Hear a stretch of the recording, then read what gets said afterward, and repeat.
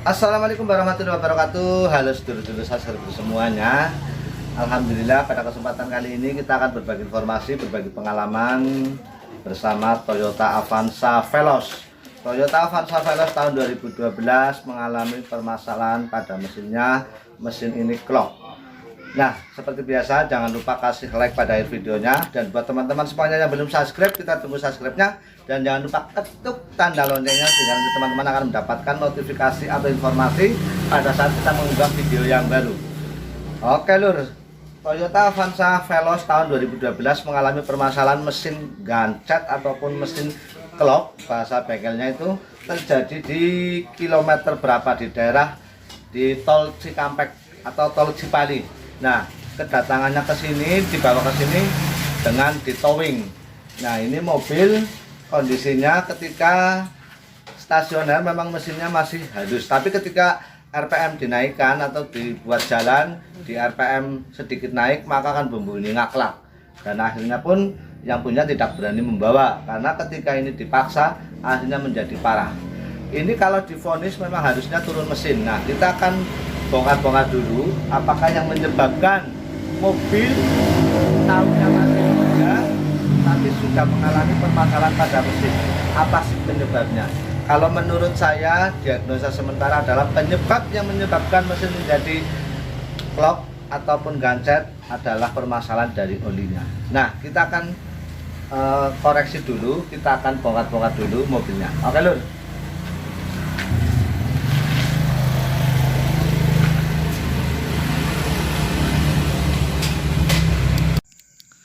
Kita mulai lihat pada bagian katupnya.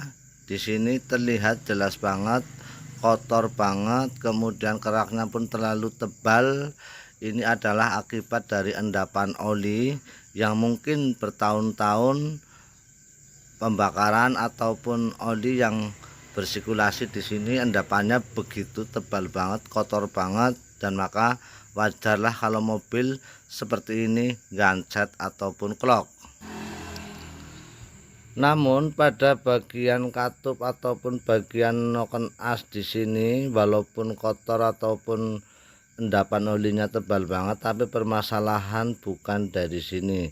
Pada bagian sini, bagian teksel atau bagian katup noken as di sini aman karena oli masih bisa melumasi pada bagian area noken as dan pada bagian temlarnya. Jadi bagian ini aman.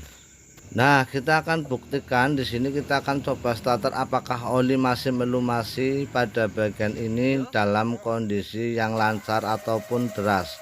Nah, ini kita lihat pelumasan ataupun oli di sini masih bekerja dengan bagus karena oli pun masih mengucur deras dan melumasi pada bagian noken as, pada bagian temlar di sini masih deras banget. Jadi pada bagian area di sini ini aman. Permasalahan bukan dari bagian silinder headnya ataupun pada bagian katupnya. Di sini aman. Setelah bagian silinder head aman, kita merambah pada bagian bawah. Ini adalah bagian keras. Karena bagian atas aman, maka kita bongkar pada bagian bawah. Karena arah suara ngaklaknya ada pada bagian bawah, dan bunyi ngaklak ataupun kasar itu ketika digas maka akan bertambah keras. Nah, makanya kita bongkar pada bagian karternya. Di sini kita lihat pada bagian keras pada nomor 2.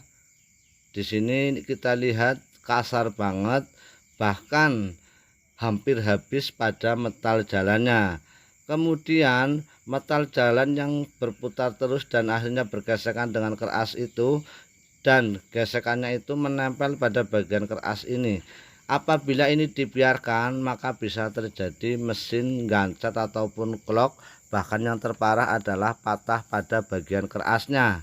Nah, untuk penyelesaiannya di sini kita lihat pada bagian kerasnya apakah masih bisa diatasi secara manual, yaitu dalam pengamplasan pada bagian kerasnya, ataupun apabila bagian keras ini termakan parah, maka kita harus menurunkan mesin secara total dan harus dibubut pada bagian kerasnya sehingga nanti dibesar atau dibuat besar metal jalannya. Ini adalah metal nomor 2 yang tadi saya katakan ini kasar banget, kemudian hampir tipis bahkan hampir habis. Namun pada bagian yang lain, pada stang seher nomor 1, 3, dan 4 kondisinya aman normal. Hanya pada bagian stang seher nomor 2 yang metalnya kasar dan bahkan hampir habis. Jadi kita cukup mengganti pada bagian metal yang nomor 2. Namun dalam pembeliannya pada metal jalan itu belinya harus 1 set. Pada mobil Avanza Veloz di sini metal jalannya masih standar, jadi kita harus membelinya pun yang standar lagi. Sebelum melakukan pergantian ataupun perbaikan, kita harus membersihkan pada bagian atas pada silinder headnya. Ini keraknya memang tebal banget, kita harus membersihkannya. Kita harus modal cukup banyak pada proses pembersihannya karena di sini kita membutuhkan cairan pembersih yang cukup banyak karena tidak ada proses pembongkaran pada silinder headnya, sehingga kita harus melakukan pembersihan secara maksimal. Di sini kita membutuhkan cairan pembersih, kemudian kita menggunakan bahan bakar seperti bensin ataupun pertalit. Di sini gunanya untuk membersihkan. Proses pembersihan di sini tidak cukup 1 atau 2 kali, bahkan kita membersihkannya sampai 4 kali. Saya cukup tercengang ketika membersihkan pada bagian area karter. Area karter di sini jelas banget kotor banget, kemudian endapan olinya seperti lumpur tebal banget, cukup mencengangkan.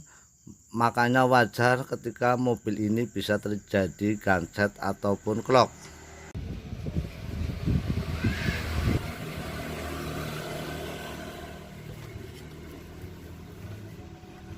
Terus nggak lakar apa ya? Bisa iki ya. Mantap jiwa. Mantap. Iya season iki. Waduh sih.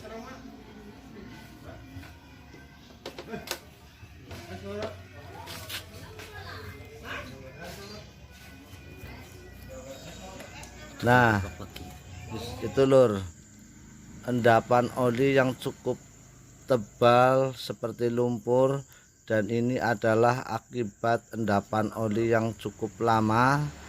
Dan ini memang bukan olinya yang enggak bagus, tapi dalam arti bukan masalah merek, tapi memang kualitas olinya yang memang kita ketahui pada era zaman sekarang oli palsu itu banyak sekali.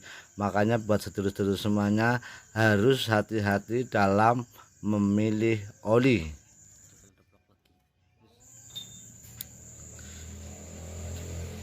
Nah, ini adalah bagian silinder head yang sudah dilakukan pembersihan. Ini jelas banget sudah bersih, sudah rapi, tidak seperti awal sebelum dilakukan pembersihan yang keraknya tebal banget, kemudian endapan olinya juga banyak banget, tebal banget. Ini sudah berbeda banget lur, ini sudah bersih, sudah rapi, dan pembersihan ini dilakukan berkali-kali, bahkan sampai 4 kali kita lakukan pembersihannya. Nah, kita sedang melakukan pembersihan pada area bagian dudukan filter olinya lur.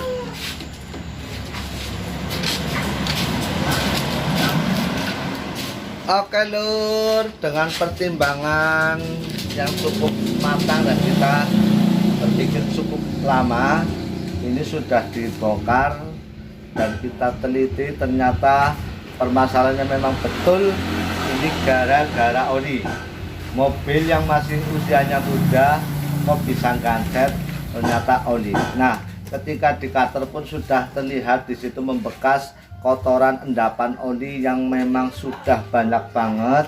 Entah apakah olinya yang kurang bagus ataupun memang kualitas olinya yang memang kurang bagus. Tapi informasi ini mobil selalu diganti di bengkel-bengkel yang resmi, kemudian olinya pun juga oli yang bukan sembarangan, oli yang bagus. Tapi nyatanya hasilnya setelah kita bongkar, waduh, parah, cukup parah.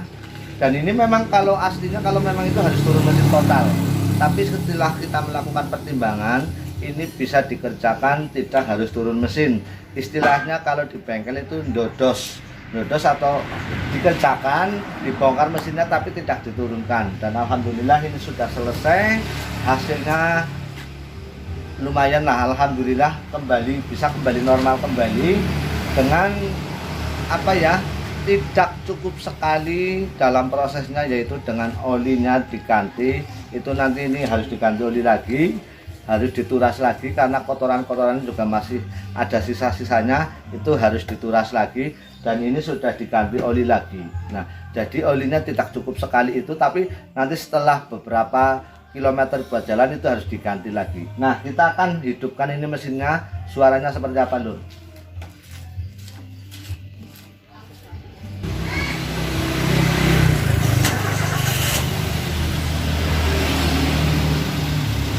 Nah, ini sudah hidup, Lur.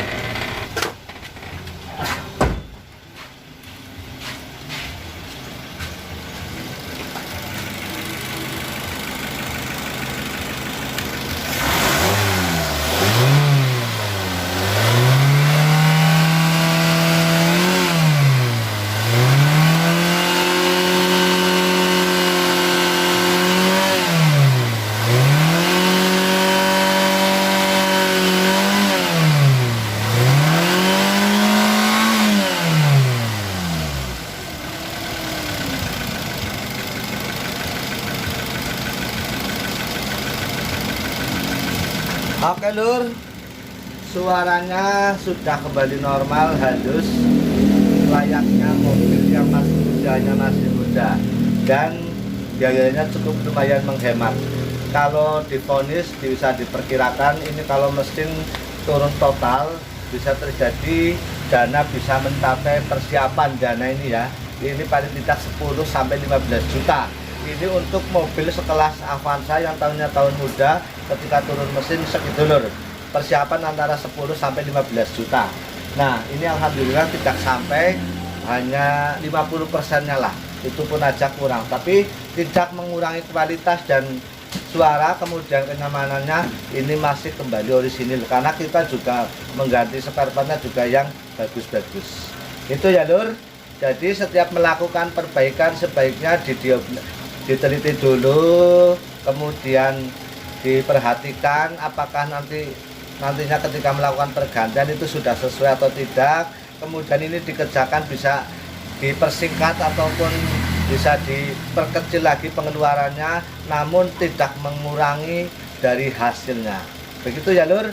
Kita hanyalah bengkel desa yang masih banyak kekurangannya, dan kita akan terus belajar dan terus belajar. Tidak ada unsur menggurui atau kita so tahu. Kita hanya berbagi pengalaman, berbagi informasi. Terima kasih buat sedulur-sedulur semuanya. Sukses selalu buat teman-teman semuanya. Terima kasih. Mohon maaf yang besar-besarnya.